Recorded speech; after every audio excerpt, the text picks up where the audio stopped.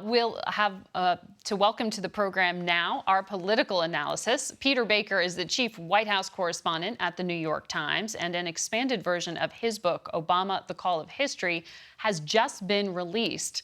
Kristen Soltis Anderson is joining us for the first time. She's a Republican pollster and a columnist with the Washington Examiner. Edward Wong is a diplomatic and international correspondent at the New York Times. And Jamelle Bouie is a columnist with the New York Times and also a CBS News political analyst. Let's pick up where we just left off with the Senator, Jamelle. Senator Gillibrand says it is not hurting the Democratic bids, the fact that they have nearly 24 candidates. I guess we are totally at 24 now. I mean, is she being kind there? Is it hurting campaigns like hers?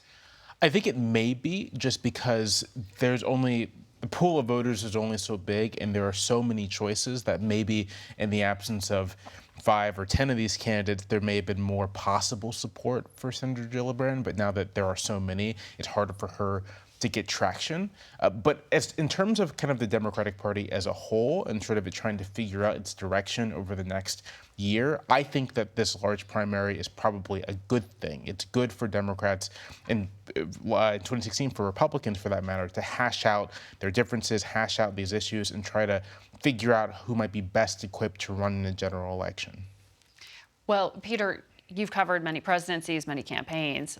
We saw the former Vice President Joe Biden at rallies yesterday talking about how he planned to challenge the president and his strong economic message. Yeah. And that's basically to say, well, you should thank Obama. Yeah. Well, look. Does that work?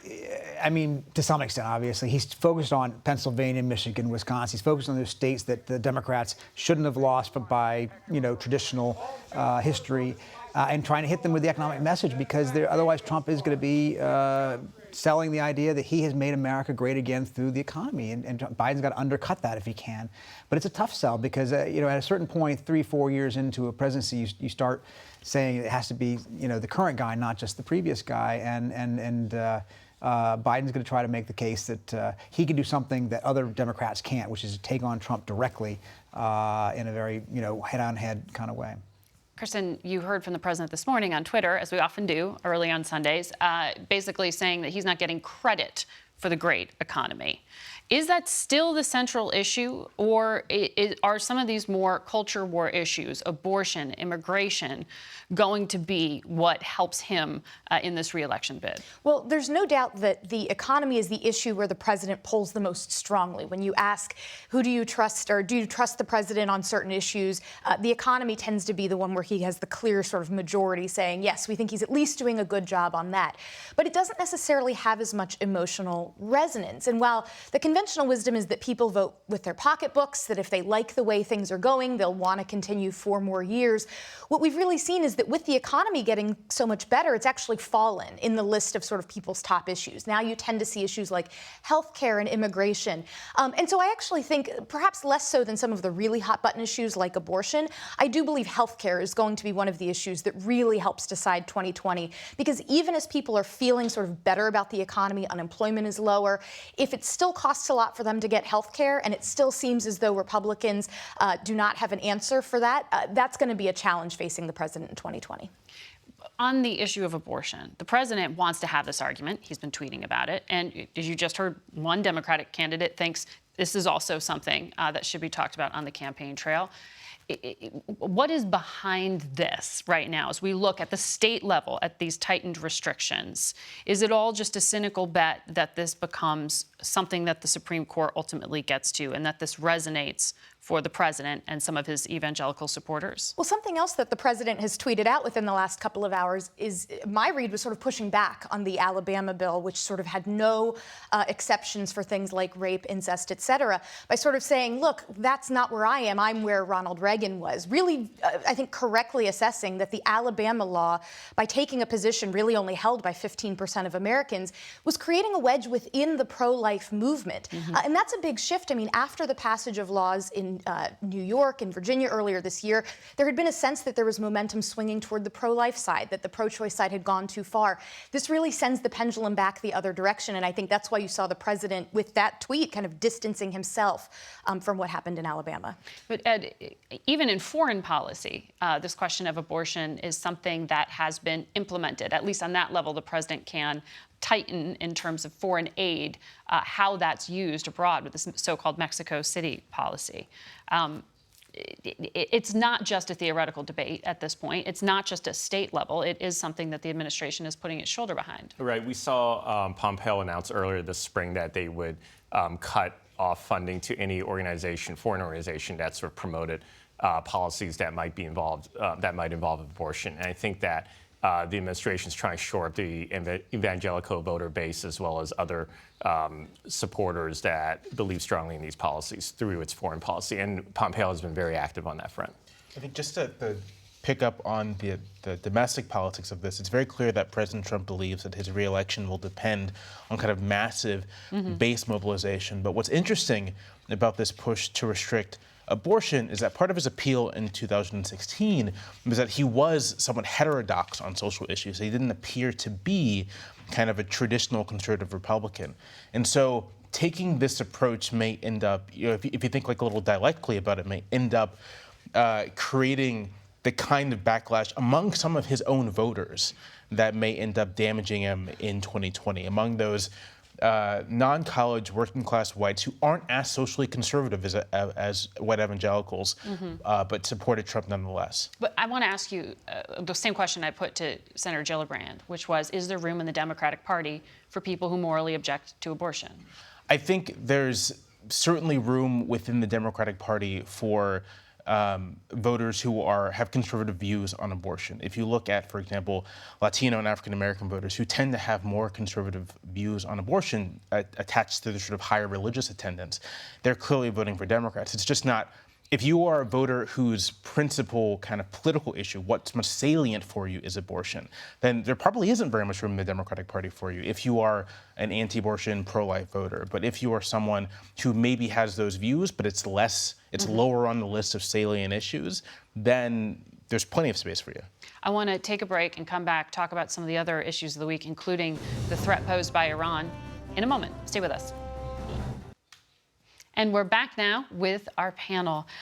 There's so much to digest from this week and even just from the show on immigration, on Iran. Edward Wong, I want to go to you on the threat. Adam Schiff, who is one of the very few congresspeople actually briefed on the intelligence the administration acted on regarding Iran, didn't dispute what he was told. He criticized policymaking. What do we actually know about the threat posed by Iran that led to this military response by the Trump administration? I think that officials picked up on several intelligence strands that were coming through right around the time of May 3rd. One was that there were missiles being loaded onto small wooden boats in the Persian Gulf by Iranian forces. Another was that there was some chatter that among militia groups in Iraq that they might try and attack American bases or facilities, the embassy in Baghdad, possibly the consulate in Erbil. And so I think some officials who picked up on this said that they wanted some sort of deterrent against Iran. They wanted messaging, signaling to send to Iran to deter them from doing this. Now, the question is whether someone like Bolton and possibly Pompeo took that and decided to push forward in a way that made Pentagon officials and others uncomfortable, sort of like putting them in a position of sort of ramping up deployment forces, coming up with military plans that made other officials uncomfortable, because intelligence and Pentagon officials have always been pushing back this spring against certain policies like the designation of the Revolutionary Guards as a terrorist organization. They've been pushing back against this, saying these policies will put troops and officers in danger, and then the administration went ahead and did that. And so when you see reports, as we saw in the New York Times, of 120,000 troops being reviewed, it sounds like, reading between the lines, you're suggesting that was leaked to kill that response? I'm not sure. I can't say who the sources were, but there's various motivations for people giving out that kind of information. Some people interpret it as giving it out so that there can be a public debate on it, that there hasn't been a public debate on what to do with troop deployments or planning. And I think that people are aware very much of what happened 2002, 2003 in the run-up to the Iraq War, and that they think that there should be a public conversation over this. Peter, I mean, you wrote this book about the Obama administration and the call of history. This was such a landmark portion of the former president's foreign policy, cooling and controlling this one part of the threat posed by them, the nuclear program. Is this like the key question for all of the Democrats running right now? Do you rejoin this deal? Is it possible? And how do you do that in a way that doesn't just look like it's trying to revive the Obama legacy? Yeah, no, it's a great question because, in fact, as you're right, it is one of the big foreign policy legacies he left behind. One of the first things that President Trump decided to undo. I think most Democrats out there running have said or will say, likely to say, that they would get back into it in some form or another. Whether or not you actually can. Whether you can or not. And the Iranians are clearly banking on that. I mean, the reason why they have been restrained for the most part over the last year, they've not rushed back toward a nuclear program, at least according to reports that we've seen, is because they seem to be wanting to wait out Trump to see if they can't get a new president come in 2021 that they can do another deal with.